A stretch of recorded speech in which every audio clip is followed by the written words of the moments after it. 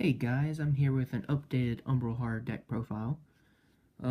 This deck is probably one of my more favorite decks. I love playing with this deck. So we'll get on with it. Let's not stall. Run triple Umbral Ghoul, because allows you to special from your hand one Umbral Horror. His attack is 0, so that's pretty much every Umbral Horror you play but himself. So you're on triple Unform, because Unform allows for just giving up some life points to get a rank 4, because when he attacks and he's destroyed after the attack, you can special 2 Umbral Horrors from deck to field. So you usually go for Will-O-The-Wisp to get these guys out of your deck, because they're terrible to draw into. When this card is normal or special summoned, you can target one Umbral Horror on the field or in the grave, and it gains that level. It becomes that level, not gains that level. So yeah, the Umbral Horrors are definitely fun, but they aren't the most competitive thing. Now we run triple of Druid Drew. Druid Drew is pretty much a masked chameleon, but for dark monsters only, and he's not a tuner. But he is a dark monster, which makes him a little bit better in this deck than Masked Chameleon, because it allows you to go into Floodgate.extra deck, which is Master Key Beetle, and he just allows for more plays. Now we run 2 Summoner Monk, because Summoner Monk goes through my favorite combo, which I'll get to near the end of the video. 2 Armageddon Knight, because it allows you to set up with Zephyros for this thing if you really want to pop something, because this is part of the combo. The combo is pretty much you normal this, goes to defense, you discard a spell to special Armageddon. Armageddon sends Zephyros to the grave, and then you instant fusion, special your Zephyros. From after the Northern special is Zephyros, then you go with Zephyros and either Armageddon or this one, and you go into anything that can get rid of an overlay unit right then. So Castile, they have something face up, or King of the Fair Lamps, you're going first. You're going to detach this, and then you're going to use its effect targeting the Northern to special this thing back, so you can so your other instant fusion becomes alive. This is a cool little play I like to do, because being able to use 2 instant fusions is really good. 2 Kajitogage, so you have a target for King of the Fair Lamps. I don't like Masked Chameleon, because I didn't want to fill up my extra deck with level 4 synchros. Yeah, I still need to get another super of this, but no one has one. 1 Goblinberg, because I need another warrior target, because I wanted to run Rhoda. And I don't believe in running just the 2 Armageddon Knights, because I'd always draw into them before I drew into the Rhoda. So I just wanted another target, so I ran Goblinberg instead of the 3rd Kajitogage. And to round off the monsters, triple Max C, because you really need hand advantage. In a deck like this, that can't just pendulum everything back out, or it doesn't float, it needs as much draw power as it can to stay up with these decks. That's why Max C is really good. Ooh. It's okay, we're alright. Regeki, because being able to wipe out a board is really good. Even if you have to force them to float, this does force the float, or if you activate it and they have all pilots, it does force them to waste those cards in hand.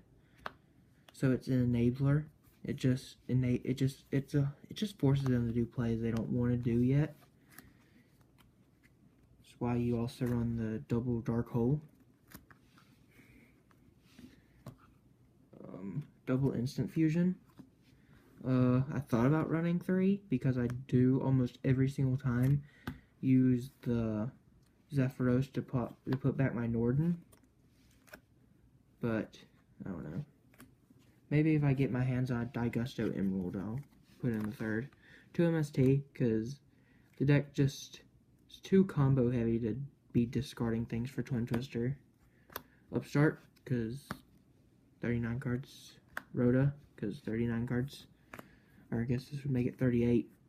Which is just Soul Charge, because you don't have a late game unless you can use what's in the grave. Triple Horn of Heaven, because Solemn Warning and Solemn Strike is too heavy of a cost for a deck like this, because this deck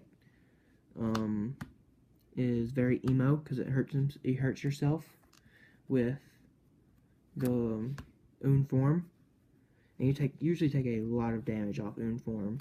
So keep hurting yourself with strikes, scoldings, and warnings is a no-no. So that's why I run Horn of Heaven. One Mirror Force.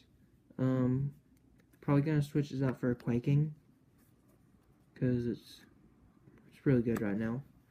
I'm not a big fan of Drowning, just because I do have to have an empty board, and I don't want to have an empty board with this deck. But yeah. Bottomless. Rafflesia Target. It's really good. Torrential Tribute. Again, it's like another Regeki-ish kind of thing, where if you're playing against the floaters, it forces them to float earlier than they wanted to. And Emptiness, because really good. Really, really, really good. I've been able to save this, like make my big board, and then they can't get over it, and I just flip the Emptiness before they can do anything. And they can't get over my board to get rid of this. So now we go to extra deck. 2 Master Key Beetle, because the Key Beetle lock is still a good thing in this deck. 2 Castel. I keep going back from 2 Castel and a Castel and Diamond Dyer. I don't know. This card's pretty bad. This card, it's not bad. It's only bad against really Cosmos. But Diamond Dyer is not going to help you that much there either. Double Dweller, because you have to have a way to beat BA and Cosmo. And if you can find a way to get over them Dart Destroyers, this card's really good. But that's the problem, getting over them Dart Destroyers. Giant Hand.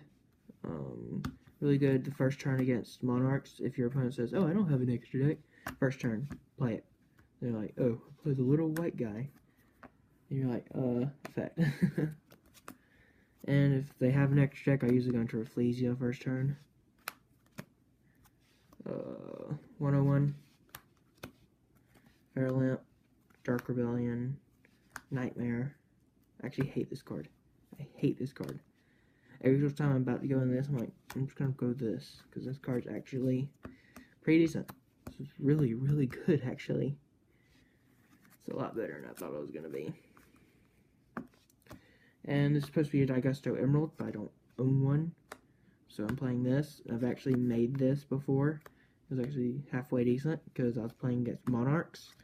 And I went into this, and I was able to just banish 2 cards that they really wanted. Utter Entity Norton for the instant fusion. Just allows for much more Exceed plays, because this deck's always trying to catch up with Pendulum.deck for power, because that deck can just destroy everything. Okay, I'll Pendulum back out next turn. This deck doesn't have that privilege. But we'll get on to the side deck. I run